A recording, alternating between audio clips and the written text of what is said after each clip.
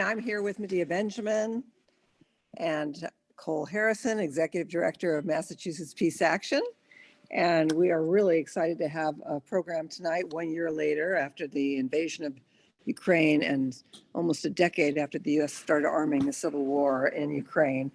We have special guests tonight, Vijay Prashad, Executive Director of the Tricontinental Institute for Social Research, and Helena Kaban, who is a longtime columnist for the Christian Science Monitor and an essayist. So before we proceed with our guests, we'll do some updates. Medea, why don't you tell us about your day? I think you're a little busy. Yes, well, this is coming on the heels of the Rage Against the War Machine rally that happened on Sunday, in which about 1,000 people came together, all different kinds of people, and that was exciting to see, from Dennis Kucinich to Tulsi Gabbard, Jill Stein, Ron Paul, and whole lots more. And then we had a lobby day today where we had about 30 people, and we were able to do teach-ins. We did a really great teach-in in the office of the Speaker of the House, Kevin McCarthy. And some might recall that at one point before he was Speaker, Kevin McCarthy said, "No blank check for Ukraine." And then he was forced to kind of push back on that. So we wanted to go to his office to tell him that he was right at that time, that we don't want a blank check for more war in Ukraine. And his staff came and listened to us and talked to us for, I would say about 40 minutes. We had quite a lively discussion back and forth. It was very respectful. And I think they learned something from us, and we established a relationship that we can go back to. Then we went to the minority leader, Hakeem Jeffries, on the Democratic side, and unfortunately that was not as good. First of all, they wouldn't even let us tape anything or take photos in their office, which we felt was a violation of our First Amendment rights. And secondly, they barely were willing to come out of their offices and talk to us. We really had to push for that. And then after that, we divided up into teams, and we covered the offices of all of the 60 plus members of the House Armed Services Committee. And our demands were that they put out a public statement calling for negotiations, that if they didn't like the resolution HR 113 that Matt Gaetz put out calling for no aid to Ukraine in negotiations, then they should put out their own. And we also asked them to ask President Biden for a briefing on what the administration was doing to push negotiations. We asked them to call for hearings on the blowing up of the Nord Stream pipeline. And that was it. And it was a very exciting time. We heard that the Armed Services Committee is having a hearing on Ukraine on February 28th. It's not up on their website yet, but we're looking forward to that. And anybody who can make it to DC for that, let's pack the hearing. Absolutely. Thank you, Medea, for leading that lobby delegation to the Armed Services Committee members on the House on Capitol Hill. So important that we amplify our voices for peace, particularly at this time. And Cole Harrison is going to give us an update on what's happening with Ukraine and Turkey and Syria. So, Cole, you're thanks, on. Marcy. I know our speakers are going to talk a lot about Ukraine, so I'll be kind of brief. But obviously, Biden made a surprise visit to Kiev yesterday, joined by a large congressional delegation, and then gave another speech in Warsaw today, pledged undying support for Ukraine. So there are more rumblings than ever that the contours of a settlement are being seriously debated among the Washington and European policy elite. But the public posture represented by Biden in Kiev and Warsaw is to support Ukraine to the hilt. And he did announce another $500 million of new weapons aid while he was in Kiev. In response to his visit, Russia announced that it was canceling New START, That is the last remaining nuclear arms treaty between the US and Russia. Russia suspended its participation in inspections. It didn't formally leave the treaty, which remains in effect till 2026. It could theoretically be revived, but it really feels like the end of an era because there is now no arms control agreement at all in place between the US and Russia. And of course, this will fuel congressional hawks who want to continue expanding nuclear weapons. So look for some battles in the military budget in the coming months over that. There's also there was the balloon flap a couple of weeks ago, but more recently in the last couple of years, there's a new flap about whether China will provide military support to Russia. China points out in return that the US is by far the biggest source of weapons flowing into Ukraine, which everybody on this call knows. But the US wants to make a diplomatic incident about an alleged intelligence report that China is planning to begin providing military support to Russia, which it has not done yet. And again, just on Nord Stream, and Medea mentioned it, but the mainstream media will not touch Seymour Hersh's expose. The Congress will not talk about it.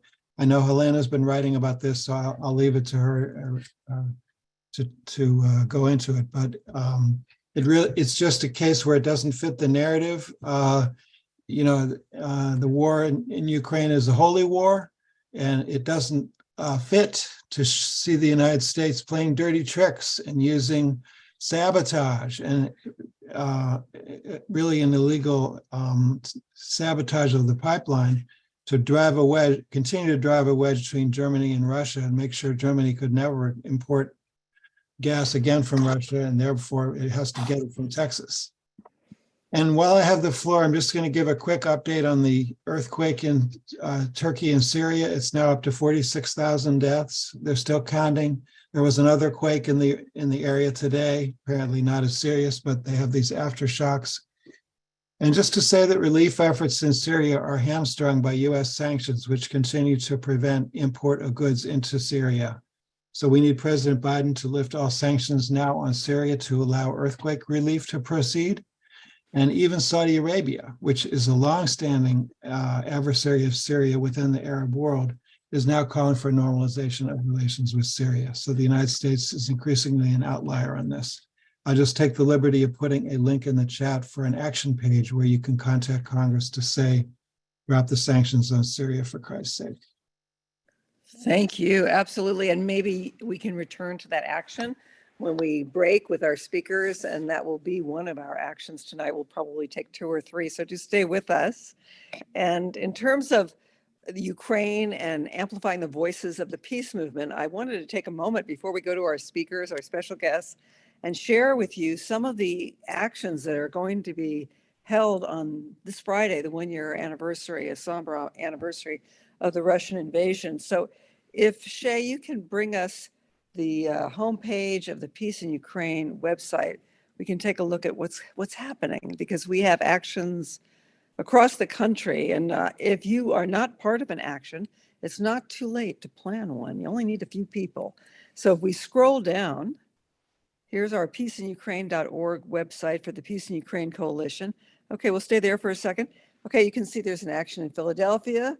MAPA, you just heard from Cole, the executive director, has a rally in Boston and elsewhere, Springfield. There's one in Madison, San Francisco, a day of action. This is all on the 24th to demand that we want our Congress members, our House representatives, senators, to issue a public statement in support of a ceasefire, diplomacy, to vote no more weapons for endless war, and to investigate what's going on with this pipeline bombing. All right, and we continue. We have Madison, San Francisco, Oakland. There's an action in front of Barbara Lee's office. I'm in Santa Barbara. You see Carbajal. He sits on the House Armed Services Committee. We'll be in front of his office. Chico, Hawaii, Hilo, Brooklyn for Peace, San Jose. So if you are in one of these locations, please join these actions. And if you're not too late to organize one of your own, or at least to submit a letter to the editor. Okay, thank you so much for sharing that, Shay. Now it's 10 after the hour. It's time to go to our special guest, Ukraine, 1 year later.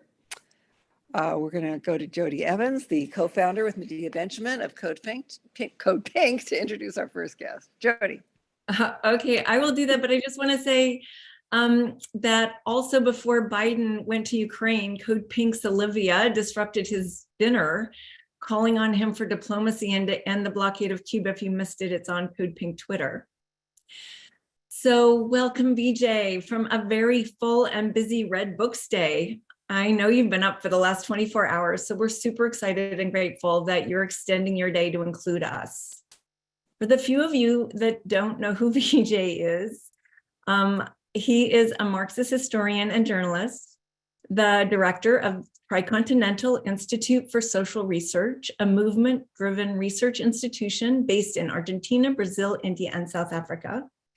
He's also the chief editor of Left Fork Books, a 20-year-old Marxist publishing house based in New Delhi. And he's also the chief correspondent for Globetrotter and has written 25 books, including The Darker Nations, A People's History of the Third World and the Poorer Nations, A Possible History of the Global South, and Washington Bullets. Welcome, BJ. Thank you so much for adding us to your day. Well, happy Red Books Day, Jody. Happy Red Books Day, everybody. Medea and so on. I'm sorry that my mic might not be working very well. It has been working over time. Perhaps that's it. It overheated somehow. At any rate, it's really great to be with you. And this is an extremely important and delicate issue that is confounding the world. And I wanted to talk a little bit about the divides that have opened up in the world and the opportunities, the political opportunities that these have presented. So, I mean, all of you know that the Munich Security Conference has been taking place in this last 5-6 days. On the first day, something interesting happened. Emmanuel Macron, who had tried before the invasion last year to play a kind of mediating role between the United States and Russia. Now, whether this is a mediating role to buy time for Ukraine to arm or whatever is a separate issue. Remember the revelations from Angela Merkel and from Hollande. But at any rate, what we got was Macron on the first day of the Munich Security Conference saying the following. He said he was shocked by how much credibility we are losing in the global south. It's an interesting, statement he made. He said, I am shocked by how much credibility we are losing in the global south. Now, obviously the we refers to the West, the Western powers, the United States, its European allies, and so on. And Macron was indicating that perhaps as a consequence of the war in Ukraine, the West is losing its credibility in the global south. Now, also remember that the French have just been kicked out of Burkina Faso, Mali, and to some extent Guinea, where they had launched an operation to clean up after their illegal war, in many ways, illegal war that they led with Obama against Libya. So France has been thrown out of the Sahel region, old Francophone colonies where they had dominated and returned in 2013 to fight against the very forces that they had set loose by the war in Libya. Anyway, Macron made that statement on the first day of the Munich Security Conference. Then, very shortly afterwards, an enormously consequential panel was held, where the Brazilian foreign minister, the new foreign minister of Brazil, foreign minister of Lula, Mauro Vieira, made a statement which also is important. Mauro Vieira said, we have to try to build the possibility of a solution. We cannot keep talking only of war. It's an interesting statement from Mr. Vieira. Lula has said that he would like to try and broker a peace in Ukraine. Thus far, there's been limited moves from either Mauro Vieira or Lula. In other words, the Brazilians who have made some noises about brokering a peace, haven't really moved an initiative of any real grip. They haven't been able to take charge of the momentum.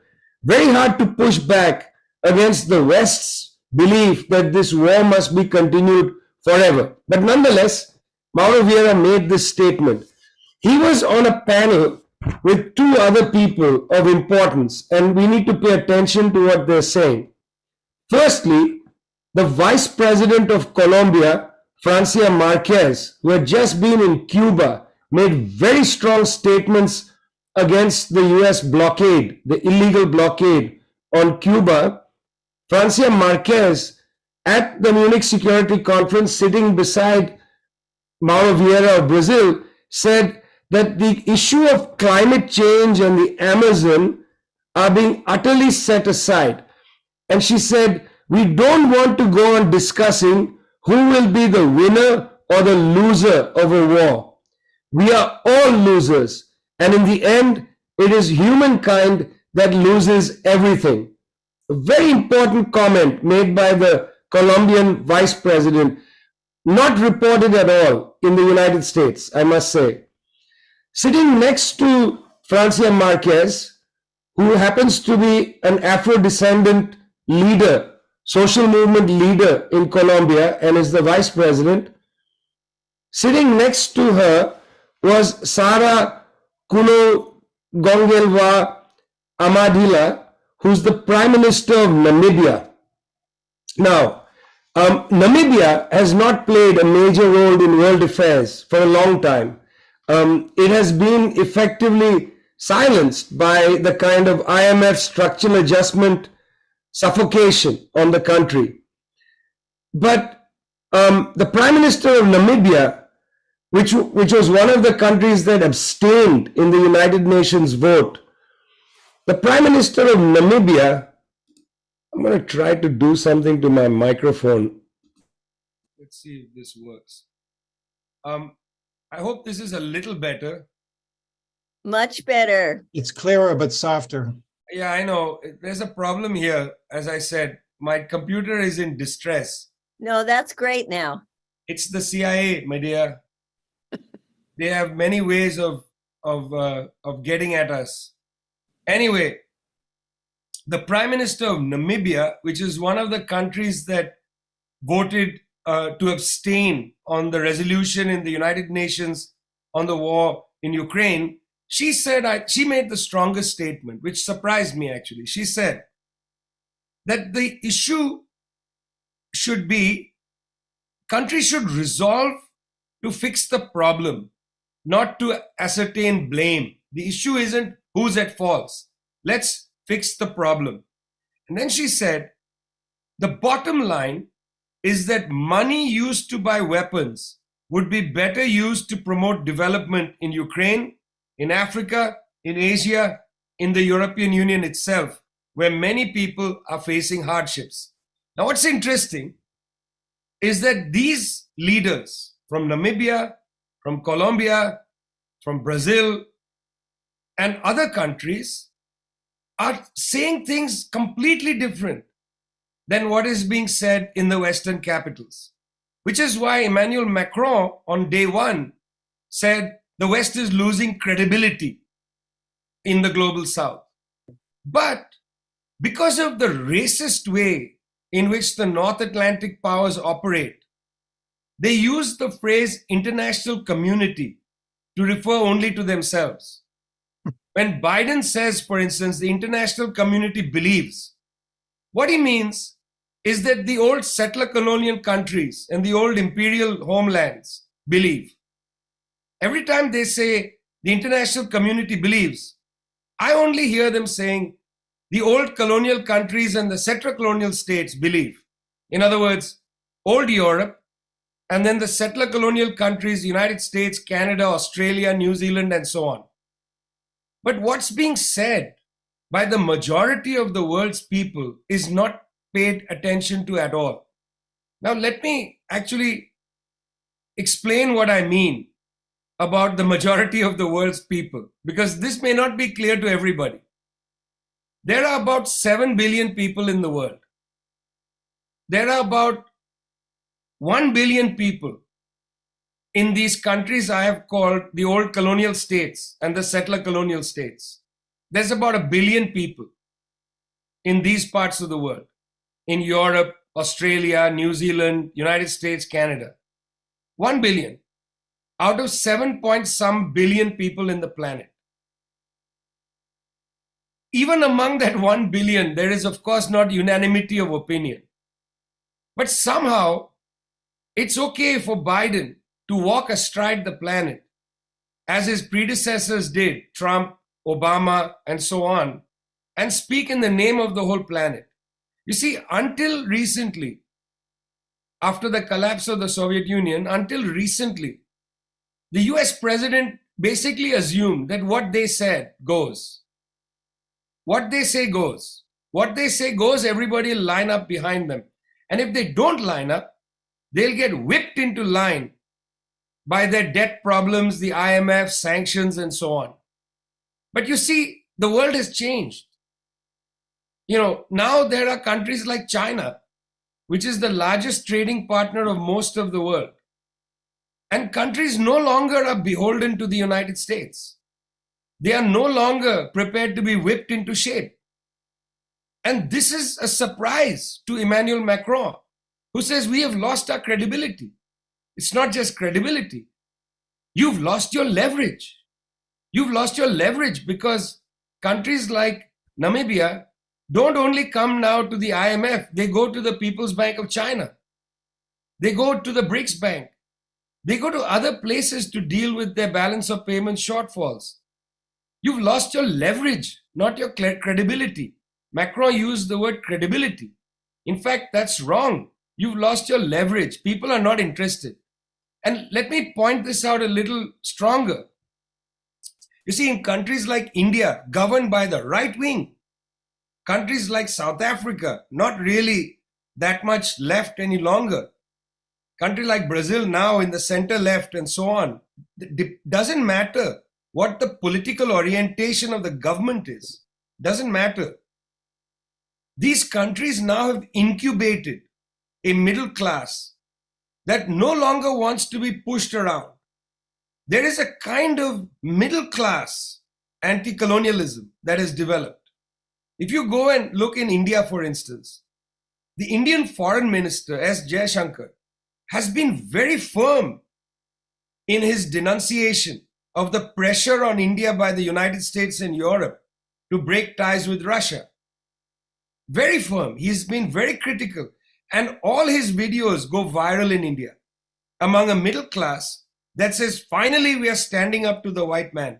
It's very interesting, this kind of racial language used by middle class people, even of the right. So it's not a question of politics. That's what I'm trying to get at. There's the issue of leverage. Now countries have the option of going elsewhere for financing and so on. They are not able to be bullied by the United States. But secondly, a consciousness has arisen amongst the middle class, not among the left and so on, among the middle class who say it's about time we put our own interests first and not allow the United States to claim that its interests are universal interests. So that the Indian middle class says, if we want to buy fuel from Russia, we'll buy fuel from Russia. And what was interesting was what the South African Foreign Ministry said. South African Foreign Ministry said, hey, listen, this war in Ukraine, it's Europe's war. It's not Africa's war. We have our own wars. Over 1 million people died in and around the Great Lakes of the Congo. The Great Lakes region, Eastern Congo, Rwanda, and so on. Over the last 20 some years, 1 million people plus died. Where was the interest in that, they say? When it's our wars, you don't pay attention because of the international division of humanity. You're okay with the death of Africans and Asians and Latin Americans. When Europeans die, you want the whole world to be horrified. And that's the push of this drop of legitimacy. What Macron said, because he's really leading this a little bit, what Macron said is there's really nothing that the West can do. the West has to use a lighter touch. And I was very interested, my friends, and I'm going to close here. Medea, Jody, I'm not going to take more than a minute more, if that's okay. What was very interesting is at Munich. I'm emphasizing Munich because it just happened. It gives you a window of the immediate attitudes. At Munich, the senior most official of the Communist Party of China came to address the crowd there. And that was Wang Yi, who was the former foreign minister of China. He's the highest official in foreign policy circles. Wang Yi was quite firm in Munich, saying China has always supported peace. And he lectured the Blinken and company, saying, don't try to impose a war on us. You spent $500,000 shooting down a $12 balloon, and you want to use that as a casus belli against China. It's ludicrous. The world is laughing at you. You know, the North Illinois Hobby Society or whatever put up some balloons, $12 pico balloons they bought from Walmart.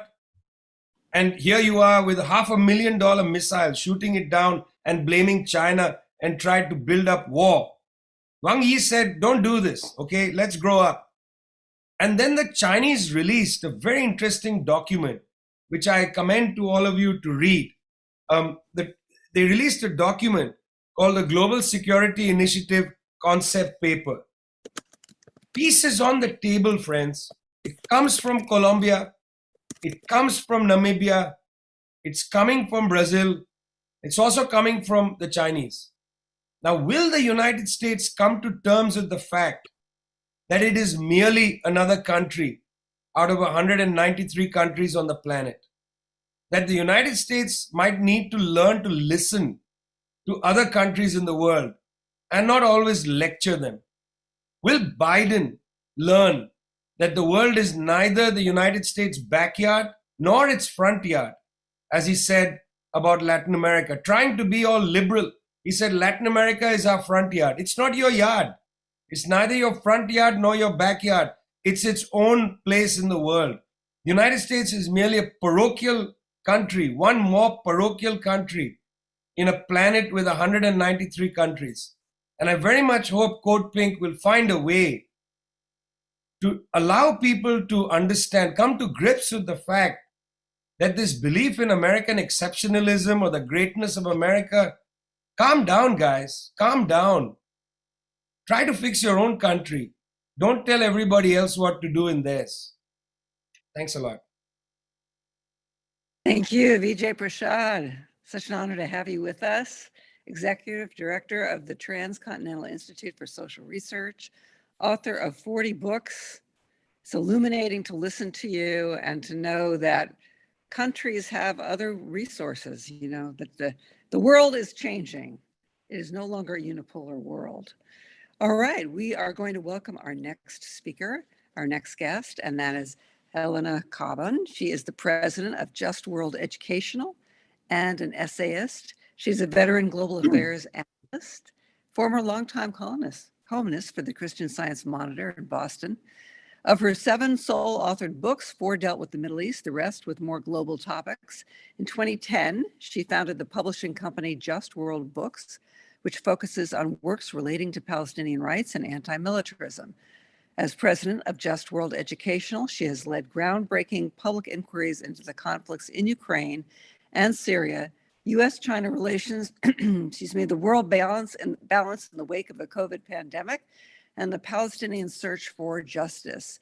She earlier spent many years as a member of both the Middle East Advisory Board of Human Rights Watch and the International Institute for Strategic Studies. She is a member of the Friends Meeting of Washington, D.C., where she lives. Welcome, Helena Cobban. Great to have you on CODEPINK Congress. Thank you, Marcy. Thank you, everybody. What an honor to be with you all, and with my dear friend Vijay, who always has wonderful things to tell us. I mean, not wonderful, but he puts it so well. I just want to give a quick advertisement for my latest platform, which I just started this year. It's called globalities.org, and that's where I'm writing my essays every week. And I've written, the latest one was about Nord Stream, and the one before that was about sanctions and about how the US uses sanctions in conjunction with military regime change operations. Yeah,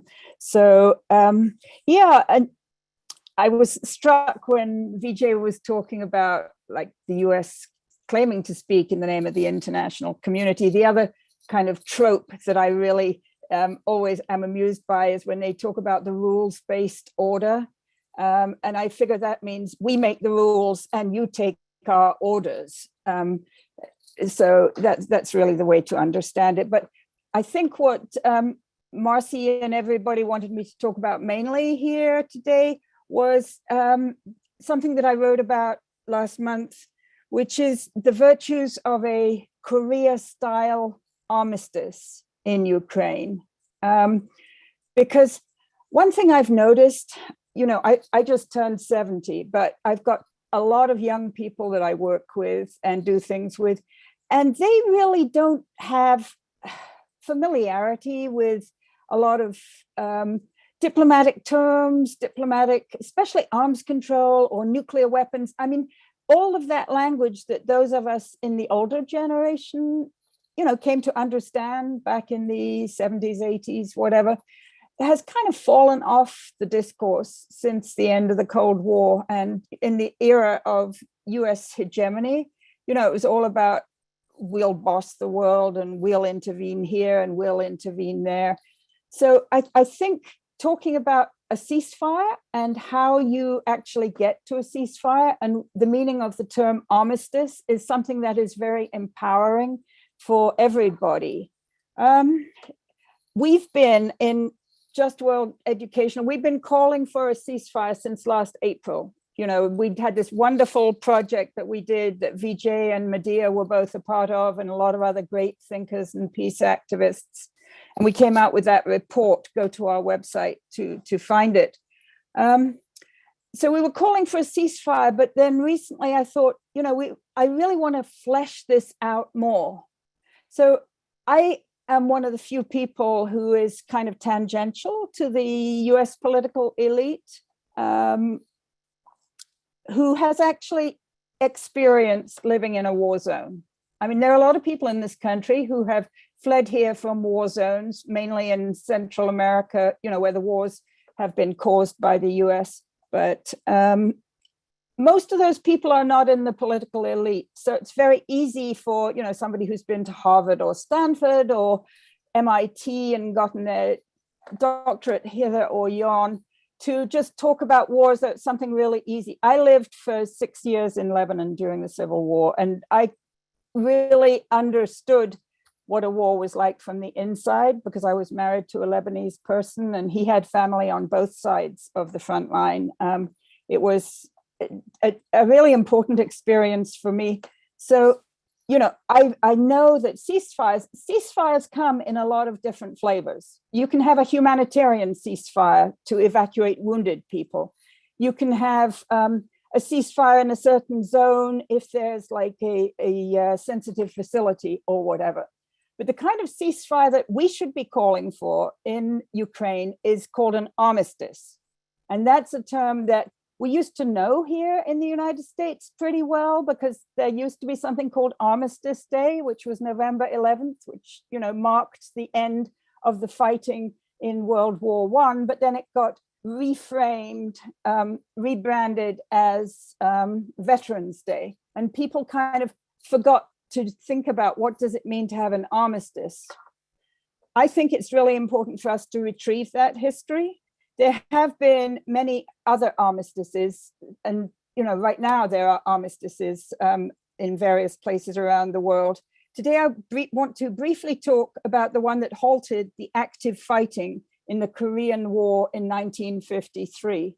So the war in Korea, I was not there, but it was horrendous. And, you know, a lot is coming out now about the US probably having used biological weapons and definitely mass bombing campaigns against the North that people should really learn about. So the Korean War was brought to an end with an armistice in 1953 after 2 years of negotiations. An armistice is a special form of a ceasefire. It's theater-wide, so like the whole ball of wax. It stops the fighting forces in place along an agreed line. That's what you negotiate. It usually has limitations on military activities on either side of the line. In Korea, as you may know, there's a demilitarized zone called the DMZ, and there can be other limitations as well. And there's usually a monitoring mechanism. But what an armistice does not do, it does not resolve all the political issues. It provides a space in which hopefully those political issues can be resolved. So for example, the World War I armistice was November of 1918, and then they went to the Paris Peace Conference, and in Versailles, they reached the final peace. It was actually a terrible peace because it was very punitive toward Germany, but that was the final peace. Israel had an armistice in 1949 with all of its Arab state neighbors, and that armistice remained in place until 1979, when they reached a peace treaty with Egypt. In 1994, they reached a peace treaty with Jordan. There is still an armistice in place between Israel and Lebanon and Syria. And the armistice in South Korea is still in place. That is 70 years. So, okay, like I said, it took 2 years to negotiate it. The parties to it were North Korea, and these were actually the people who signed it were the military heads, North Korea and China, and the United States commander who was representing, this was a weird fact of history, he was representing the United Nations at that time because the Soviets had walked out of the Security Council. So those were the three parties that signed it. Who did not sign it? South Korea did not sign it. The South Korean president, he was the one who did not want to sign this baby, and he didn't. He hasn't until this day. But because of the overwhelming presence of US military, the fact that the South Koreans did not sign it didn't stop it going into place, and it's been in place since 1953. Different governments in Seoul have different policies toward the North. Some governments have reached out to try to move toward a peace treaty, and the present government is fairly opposed to a peace treaty. But what I want to say is that you can reach an armistice without the involvement of one of the local powers if your country, for example, the United States, has the overwhelming military presence, military influence there. And the other thing is that actually the armistice has been super wonderful and beneficial for South Korea, which didn't ever want to sign it. But, I don't know, I've never been to South Korea, but I love to watch South Korean there's this great South Korean TV series called The Extraordinary Attorney Woo. I mean, the fact that they can produce such amazing cultural things, and we know they have like amazing modern manufacturing facilities, and it's a bustling society, but it still doesn't have a peace agreement with the North. The armistice has allowed it to do that. So I just wanted to make those points about it. So in Ukraine, as we know, there are many levels of complex political conflicts that need to be resolved. In one of my recent essays in Globalities, I describe these as the 3 circles of hell. You've got the intra-Ukrainian differences need to be resolved. You've got the Europe-wide security architecture needs to be resolved, because that is kind of a lot of the context within which this has happened, pushing NATO further to the east and dismantling the INF treaty and all these other things. So there is a Europe-wide level at which political agreements have to be made. And then there's the global issue between the US and Russia. So I describe those as the three circles of hell. So it will take time to negotiate that final peace for Ukraine.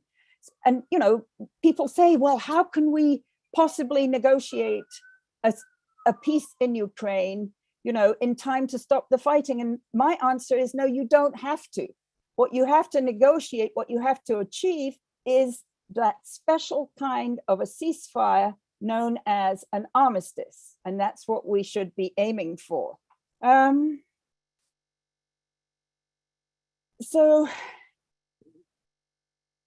how do we get there? I mean, basically, I think the United States and its allies are still hoping that the Ukrainian armed forces can achieve something more. I don't know why they seem to think that that will make a difference. Meantime, actually, this war, and this is a little bit technical, but this war has revealed the weakness of the NATO arms manufacturing base, which is why you hear General Mark Milley talking about the fact that he talks sotto voce in certain circumstances, we're not going to be able to keep up this level of arms transfers for very long. So at some point, I hope that all the leaders in the NATO countries realize that we have to have the ceasefire, and it should be negotiated primarily with Russia. And if the Ukrainians don't want to go along, well, you know, we do not have to carry on sending arms to Ukraine for them to carry on sending their young men into the trenches to die, which they've been doing in massive numbers. Actually, that takes me back. I don't have much time. I could talk about First World War and the fact that there was an attempt to negotiate an armistice in 1916 that failed. And just imagine if they had managed to stop that really terrible fighting in 1916, the world would have been a very different place. We can, you know, if we build up the pressure for a ceasefire, for an armistice in Ukraine, I hope we can save another 2 years of this just horrible trench warfare going on. Yes, I'm sure everybody hopes that. And, you know, I think that there are a lot of questions. I've seen some questions in the chat about how this armistice ceasefire works while fighting is underway or stops, and then there's negotiation, or how, you know, how it all works. But we'll explore that more during the Q&A. Right now, excuse me, my voice. Shay is going to post in the chat an action we can all take before we go to the Q&A with Helena and VJ. And this action is to, there we go, tell Congress to investigate the sabotage of the Nord Stream pipeline. Gee, I wonder who did that. Right? You know, I've heard people say, oh, no, it's just one unnamed source, Seymour Hirsch. We can't really believe him, even though he's a Pulitzer Prize-winning journalist who broke the My Lai massacre and the Abu Ghraib prison scandal and on. But, you know, Biden's own words, I think it was January 7th, 2022, if Russia invades, Nord Stream will be done. It will be over. So, I mean, he basically announced it. All right, so please go ahead and take that action while we're on the call. We're going to go to our Q&A next for about 10 minutes, and then we'll have another action where we get on the phone and call our representatives in Congress. Okay, let's bring VJ and Helena back on the screen, and we've got Medea, I believe, and Cole, and we can all take turns asking questions. Medea, you want to ask the first question? Yes, I'll ask the question that William Champ put in here and some people objected to, but I think it's important that we know how to answer this question. And the question is basically, how can you sign an agreement with something like Putin, somebody like Putin? We'd signed an agreement with Adolf Hitler in September 1938. He violated the agreement. Demagogues like Hitler and Putin have no intention of honoring agreements. So VJ, can you start us out with your answer for that? Sure. I mean, let's move out of the adjectives and look at the record. Because I think, one of the interesting things I've learned in my years as a journalist is adjectives are a dangerous way to write. When you start a conversation about autocrats and demagogues and things like that, and not from the facts, it's really difficult to understand things. So let's start with the facts. Russia, in the recent period after the collapse of the Soviet Union, has actually signed a number of treaties, which it has actually held up and has honored in that period, whether it was, the old drunkard Yeltsin or his successor, Vladimir Putin, authorized successor by the United States government. And you'll remember, of course, that it was Thomas Friedman of the very great New York Times who wrote an article where he said, "I'm rooting for Putin." Then there was George W. Bush and Tony Blair who said, "We looked into his eyes and we saw an honest man."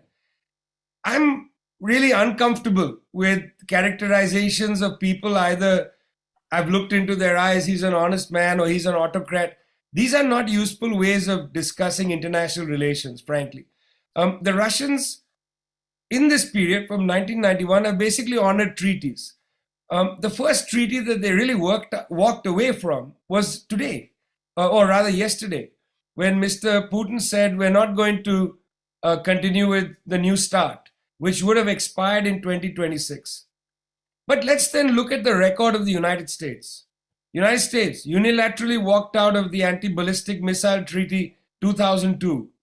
United States under Trump unilaterally walked out of the Intermediate Nuclear Forces Treaty 2019. The United States, which held up the negotiations with Iran and betrayed Lula's emissary to Tehran, the United States walked out of a treaty it signed with the Iranians unilaterally. The United States, which has not signed the Convention on the Laws of the Sea, and yet uses that treaty to conduct, because the US is doing it, their illegal freedom of navigation exercises near Iranian waters, near Chinese waters, near Russian waters. United States, which has not signed the Rome Protocol, and yet uses the International Criminal Court against others. When we use words like autocrat, how can you trust them? Imagine what this looks like from Delhi or from Pretoria or from Brasilia. The United States saying that you can't trust other people. I mean, the most untrustworthy power currently in operation around the world is not the Russians, it's the United States. And I'm not throwing adjectives around, friends. I presented to you the record. If you look at the record, it's the US that has walked away from major treaties, including almost scuttling the Paris Agreement. You will remember this, almost scuttling the Paris Agreement. At Kyoto, it was the United States that hijacked the negotiation and insisted that the Pentagon's carbon footprint should not be in the national accounts of the United States. I'm not comfortable with language that's thrown around about autocrats here, there, and everywhere if you don't start with the facts. Build your adjectives from the facts. Don't build your facts from the adjectives. Can I do just a quick follow-up to that great response, Vijay, which is, if we don't stop him here, he will go on to take over the Baltic states and Poland and blah, blah. Can I jump in here? Yes, please. We've had the domino theory before, all right? And that's basically what we're talking about now, Medea, that if we don't stop him in Ukraine, then the next one to fall will be Poland or Estonia or whatever. That's what kept the United States military in Vietnam for so long. I mean, people get trapped in these pathways, people are forever in 1938 and Munich, and we can't possibly talk to or negotiate with Putin because of what happened with Hitler in Munich.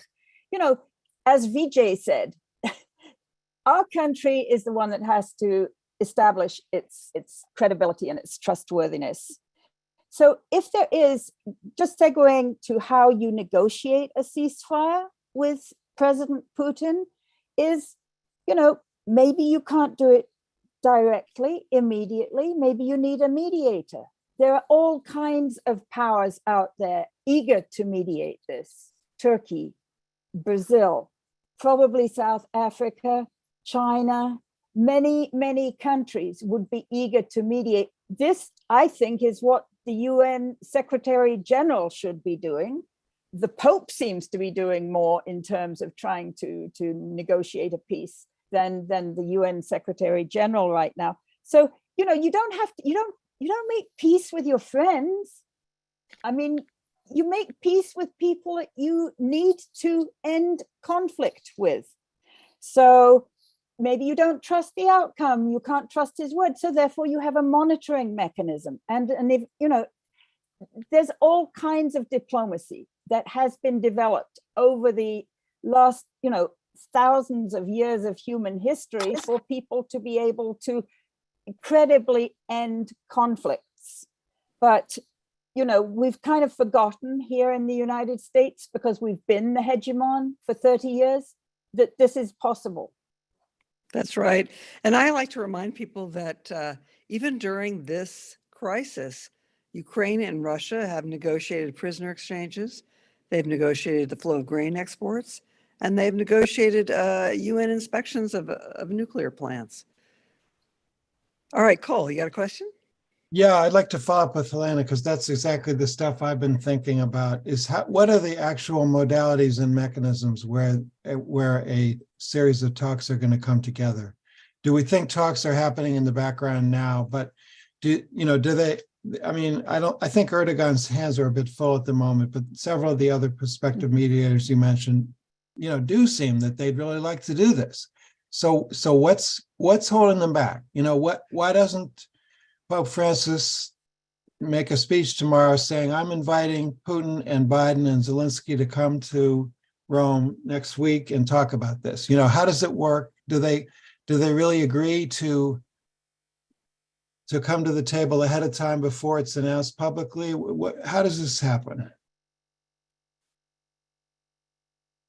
Well, it can happen in any one of a number of different ways. One thing that usually happens is some kind of deniable track to feeling out of the other side, so that the National Academy of Sciences, or through the Pugwash organization, you can feel out, this is the way we do it. That would be if you're just talking about the US and Moscow and Russia, which, is what happened during the Cold War. There was a lot of track to diplomacy, and there wasn't a kind of a supranational third power. On this occasion, I think we do have that supranational third power. Actually, on February 24th of last year, I wrote a piece in which I said there is this third power in the world, and it has two different forms. One is actually the government of China, and the second is essentially the kind of the global South, of which China is a part. But when Vijay was talking earlier about the failure of the United States and NATO to bring, Latin America, Sub-Saharan Africa, all of Africa, any of Africa, much of Asia, subcontinent of India, into the pro-NATO fold, that means that all those great portions of the world, constituting essentially 85% of humanity, with some great leaders, whom Vijay has referenced, those leaders could be the third force that would be a sort of bring together Russia and NATO. I don't know. What do you think, Vijay? Well, it's interesting because the top Chinese diplomat Wang Yi is in Moscow now. And I was interested in the timing of Wang Yi in Moscow and Biden in Kiev.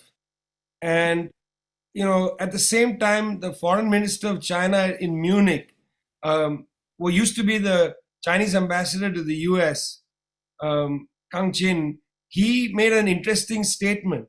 He said that, look, we're going to use Chinese wisdom, he said, these are his words, to try to figure this out, because he said, you got to be careful. He said, it's Ukraine today and Taiwan tomorrow. And he said, we don't want that. I think those are really sobering words. He said, Ukraine today, Taiwan tomorrow. We don't want that. I think the Chinese are playing a big role here, trying to bring this to a close. And I think the statement, the rebuttal, and I agree with you, most of these wars are shut down in back channels. They are not shut down in the spotlight. In fact, in February 24th was the invasion. In February, the Ukrainians and the Russians started to speak on the borders of Belarus and Ukraine, as well as in Ankara. And they came within a hairbreadth of a peace agreement. You see, the Russians put certain things on the table, including water to Crimea and so on. It was reported at the time that an agreement was in the offing.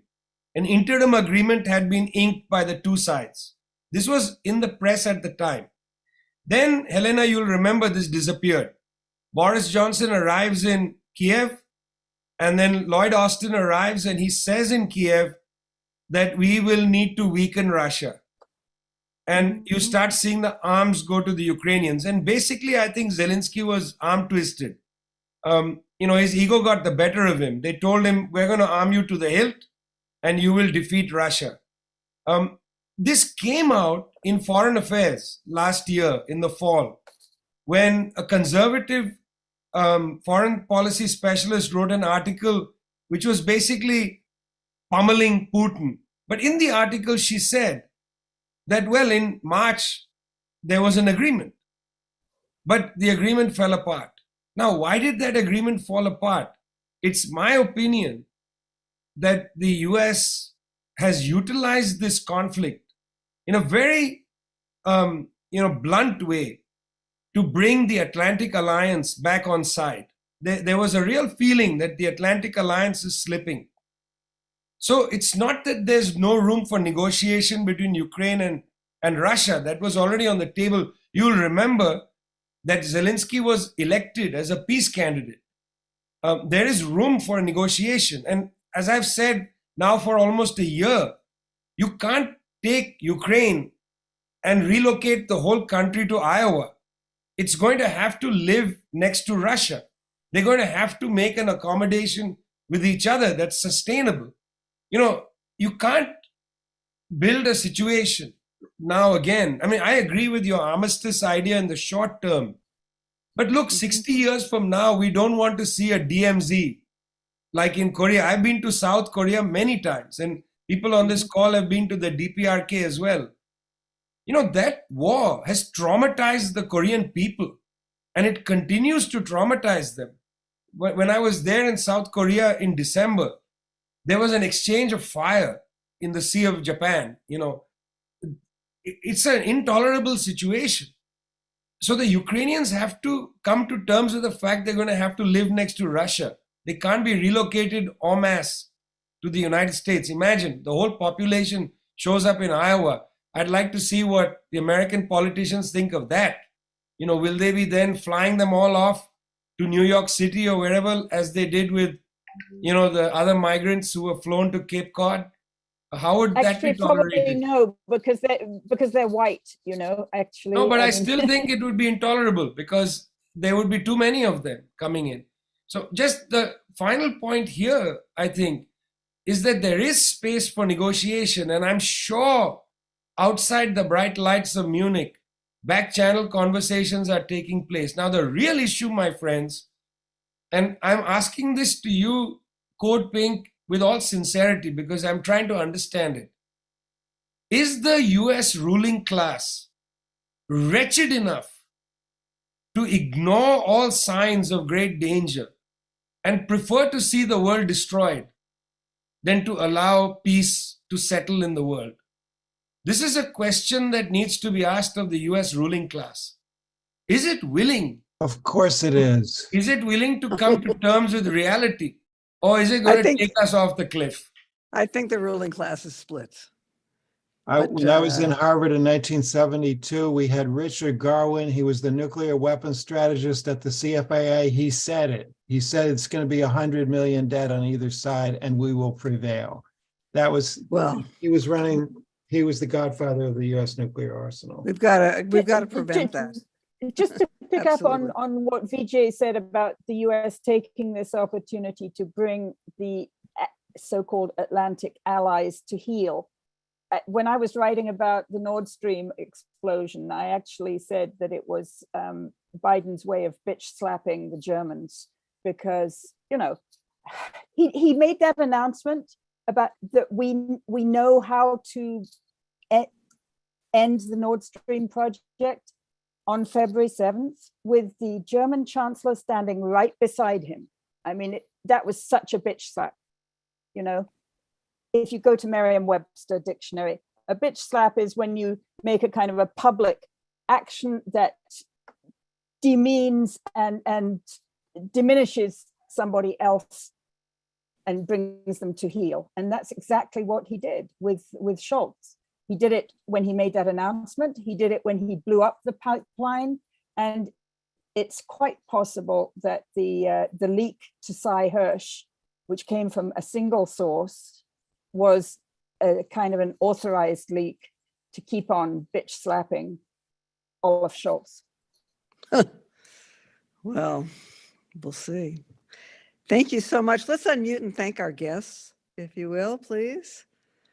Thank Vijay Prashad, Helena Cobbin for joining us today on CODEPINK Congress 1 year later.